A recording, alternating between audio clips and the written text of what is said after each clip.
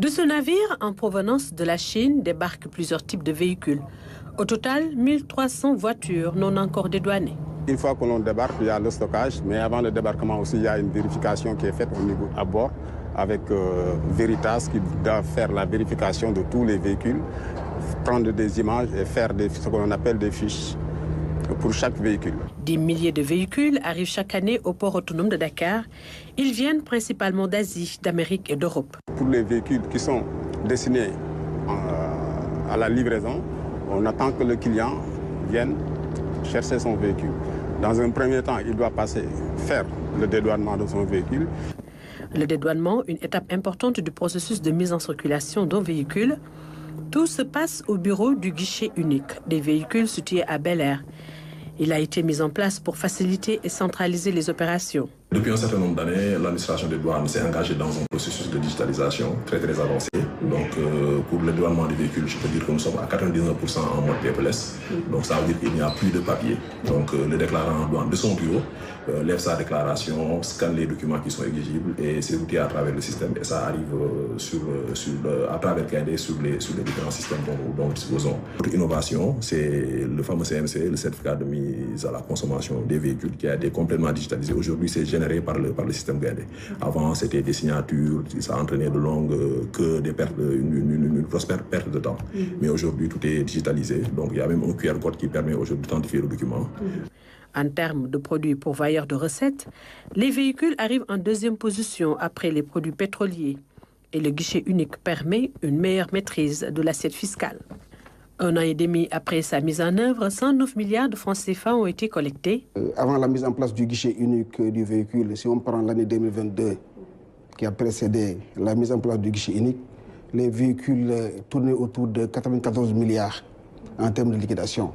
Mais avec la mise en place du guichet unique, on est arrivé à 109 milliards de réalisation en termes de liquidation, ce qui fait un glissement de plus de 20 milliards en termes de recettes. Après le dédouanement, le CMC, ou certificat de mise à la consommation, est transmis au service d'immatriculation des véhicules, SIS à la direction des transports routiers. Dès que ce CMC arrive, ce CMC est pointé et mis dans un bureau qu'on appelle le bureau de CMC. C'est ce bureau qui contrôle l'arrivée des CMC et les reporteries pour éventuellement les usagers qui viennent pour immatriculer. À partir de ce moment, tout usager qui veut immatriculer son véhicule à Dakar vient vérifier physiquement que son CMC est arrivé. Et après, la première étape à faire, c'est d'amener le véhicule à une première vérification à Colobane.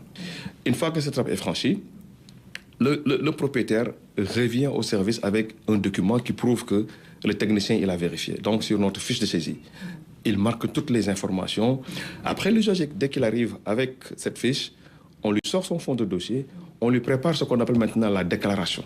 La déclaration, c'est le document sur lequel les impôts au domaine vont mettre les taxes payées. 909 000 véhicules sont immatriculés sur le territoire national.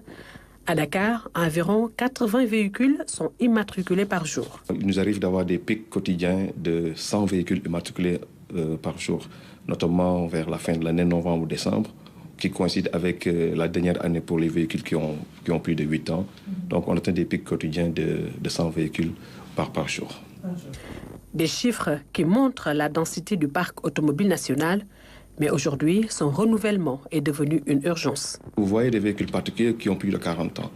Donc on voit dans la ville circuler des R18, des R21, qui sont des véhicules qui sont immatriculés bien avant l'an 2000. Donc c'est des véhicules qui sont vétustes. L'incitation, c'est quoi? C'est inciter à renouveler le parc. Il faudrait qu'avec les états généraux, qu'on arrive quand même à donner une fin de vie à nos véhicules. Au Sénégal, les véhicules ne meurent pas. Vous avez un véhicule, vous l'utilisez, après vous donnez à votre fils va l'utiliser, donner à son fils. Donc du coup, on répare. Et ça se répercute sur la sécurité routière. Avec le guichet unique mis en place dans le cadre de la modernisation du secteur des transports terrestres, la direction des impôts et domaines intervient dans l'offre de services de mutation des véhicules. Cette procédure concerne les véhicules importés au Sénégal, les véhicules neufs importés par les concessionnaires, mais également les véhicules qui sont déjà immatriculés au Sénégal et qui font l'objet de vente, c'est-à-dire de transfert de propriété d'une personne à une autre, quelle qu'elle soit. Depuis 2019, nous avons exactement une nette évolution en fait des recettes qui sont issues de ces mutations de véhicules. Par exemple, en 2019, on avait comme recette plus de 4,8 milliards. Et en 2023, on se retrouve à 7 milliards 500 et quelques. Donc, entre-temps, on peut dire que de 2019 à 2023, la DGID a pu rassembler plus de 30 milliards de recettes. Dédouanement, immatriculation, paiement de taxes, 3 étapes qui débouchent sur la production d'une carte grise. Avec la plaque d'immatriculation, le véhicule peut alors être mis en circulation en toute sécurité.